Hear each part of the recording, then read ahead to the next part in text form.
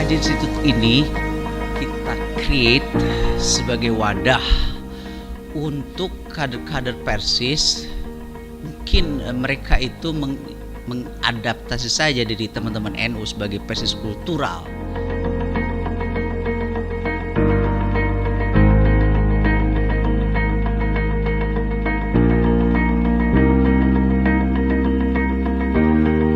Ini dalam artian mereka adalah para pencinta Persis yang ingin berkontribusi sesuai dengan kapasitas mereka yang miliki selama ini.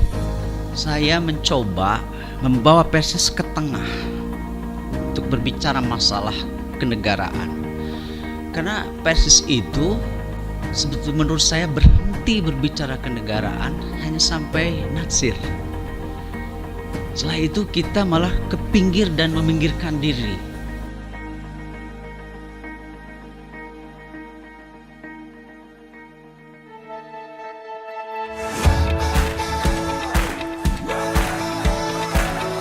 Memang Tajdid Institute ini adalah semangatnya tentunya pembaharuan, ini diisi oleh kader-kader ataupun intelektual, cendekiawan, bahkan ada politisi. Demokrasi kita ini perwakilan, bukan demokrasi secara langsung.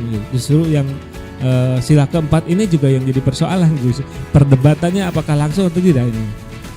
Nah, ini harus diakui, berbagai cacat konstitusi ini, hasil amandemen ini adalah bentuk produk dari sebuah proses yang cenderung terjebak kompromi politik.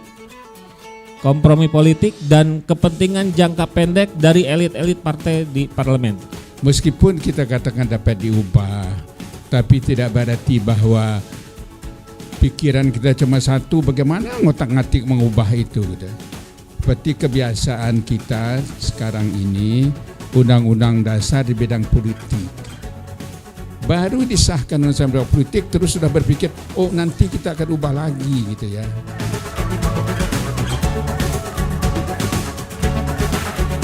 Dasarnya, mengapa kemudian Pancasila tidak bisa kemudian sebagai guru norm menjadikan dasar landasan berpikir ketika undang-undang bertentangan dengan Pancasila?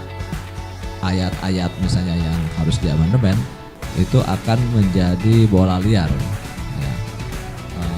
Apakah MPR atau DPR harus sepakat dulu dengan pemerintah? Poin-poin apa saja yang harus diamandemen?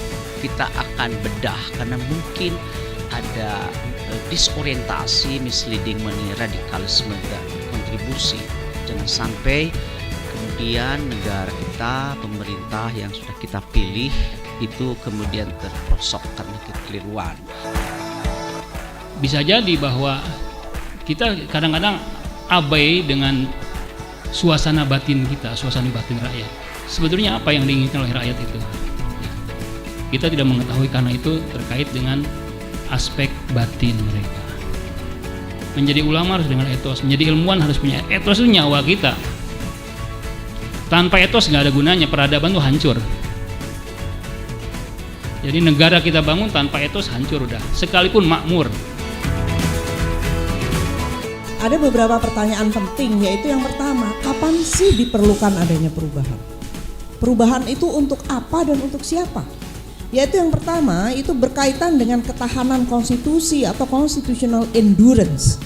Jadi konstitusi itu juga perlu endurance, dia perlu punya ketahanan-ketahanan tertentu. Kang Najib mudah-mudahan mau buka-bukaan nih. Apakah memang ini hanya sekedar lip service atau memang ada satu dinamika politik di kalangan elit yang memang memunculkan diskurs ini? Nah, di atas semua itu, mengapa kita perlu hati-hati ketika mengubah undang-undang dasar? Karena yang kita ubah itu adalah undang-undang dasar. Kita tidak sedang mengubah undang-undang biasa.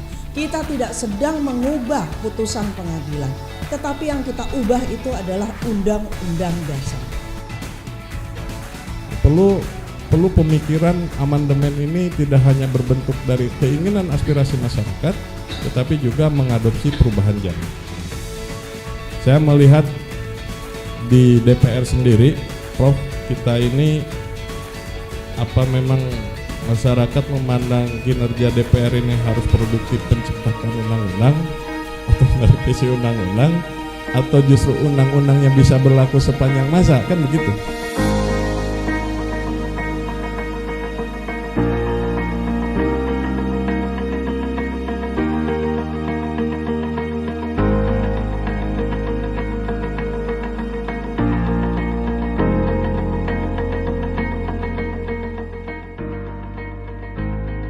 Itu saya kurang begitu mendengar bagaimana pikiran mereka untuk merancang atau mengamandemen secara terbatas mengenai kemakmuran, keadilan ekonomi, dan seterusnya. Tapi mereka malah bagaimana presiden dapat dipilih kembali di periode ketiga.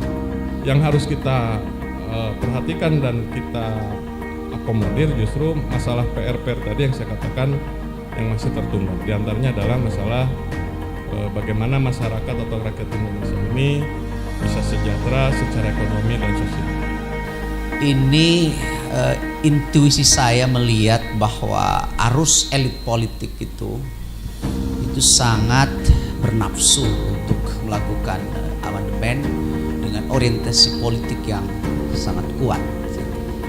Jadi kira-kira bagaimana dengan ruang konstitusi yang sangat sempit, ruang deliberasi itu, nanti membukanya bagaimana gitu.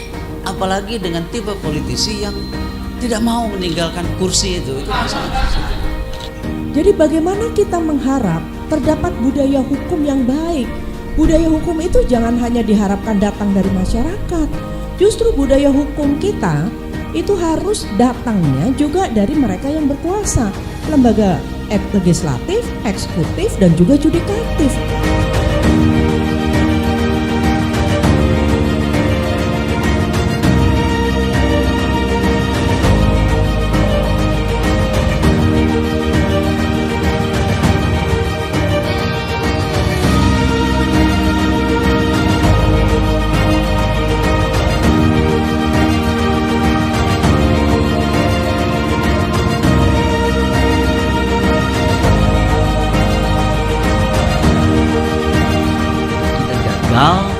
Menangkap ide progres, tapi kita tenggelam di dalam aksentuasi faktual sesaat ketika itu. Akhirnya kita kemudian dihukumi oleh sejarah dan kemudian kurang bisa menatap masa depan. Saya ingin menutup dengan apresiasi kepada jurnalis yang tidak hadir, Dr. Tiar. Dia punya teori ketepel sejarah, seperti ketepel.